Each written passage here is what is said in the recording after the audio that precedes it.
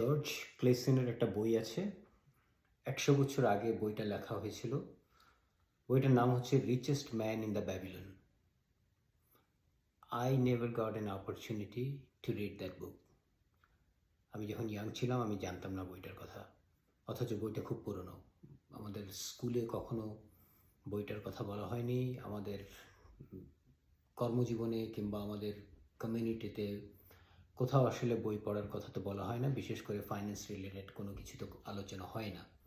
যাই হোক, এই বইটা আমরা মিস করেছি। We miss that opportunity. আমরা যখন ইয়াং ছিলাম তখন যদি এই বইটা আমরা পড়তাম 10-12 বা 15-16 বছর বয়স থেকে, কিংবা এবং এই পড়ার পর যদি এটার কনসেপ্টটা বুঝতে পারতাম এবং এটাকে যদি আমরা অ্যাপ্লাই করতাম, তাহলে আমাদের লাইফস্টাইল কিংবা আমাদের ফাইন্যান্সিয়াল ইন্ডিপেন্ডেন্স এটা অনেক আগে চলে আসতো।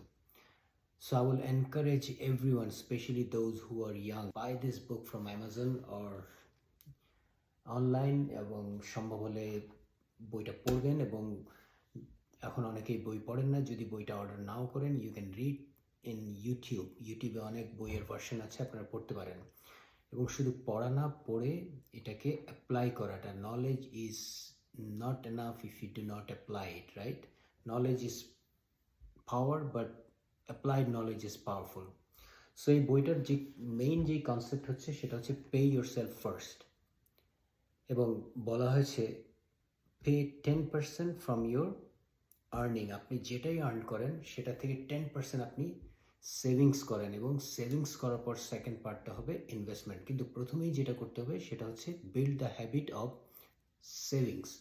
আমার যদি ওই হ্যাবিটটা বিল্ড না করি, তাহলে আমার সবসময় একটা নট সেভিংস যে হ্যাবিটসটা ওটা থেকেই যাবে, এবং সবসময় আমি কমপ্লেন করব আমার এক্সপেন্স অনেক, আমার ইনকাম বাড়তে থাকবে, আমার খরচও বাড়তে থাকবে, কিন্তু আমার সেভিংস হবে না, এবং সেভিংস যদি না হয় আমার ইনভেস্টমেন্ট হবে না। সো ভেরি আর্লি স্টেজে যদি আমরা এটাকে অ্যাডাপ্ট করতে পারি, অর্থাৎ আমাদের বাচ্চাদেরকেও যদি এটার কনসেপ্টটা বোঝাতে পারি, এবং এটা যদি ওরা নিজের উপর অ্যাপ্লাই করতে পারে এবং ডিসিপ্লিন হতে পারে, that if I earn $1, I'll save 10 cents for myself. It's just nothing. এটা কোনো রিচ হওয়া কিংবা ওয়েল বিল্ড করার জন্য শুধু না, it's a habit of building discipline. এই ডিসিপ্লিনটা হওয়াটা খুব ইম্পর্ট্যান্ট। এই ডিসিপ্লিনটা যদি আমাদের ইয়াংরা করতে পারে নিজের জীবনে, they will be not only discipline in one particular thing, ওরা সব কিছুতেই ডিসিপ্লিন হবে। ওয়ারেন বাফেটের নাম আমরা সবাই জানি। এই Warren Buffett, how did he become so wealthy? One of the secret, one of the ingredient was the timing. Warren বাফেটের হাতে সময় ছিল সবচেয়ে বেশি। It was not about the money, it was about the timing. Warren Buffett started early. কত early শুরু করেছিল? যখন তার বয়স 10 বছর ছিল, সেই 10 বছর বয়স থেকে সে ইনভেস্টমেন্ট শুরু করেছে। How did it possible? Warren বাফেটের বাবা তাকে ইনভেস্টমেন্টের কনসেপ্টটা সেই ছোটোবেলা থেকে শিখিয়েছে।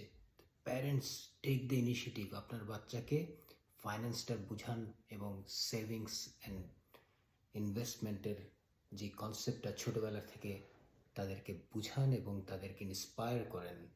You will not have to worry about your kids' future at all, especially financial future.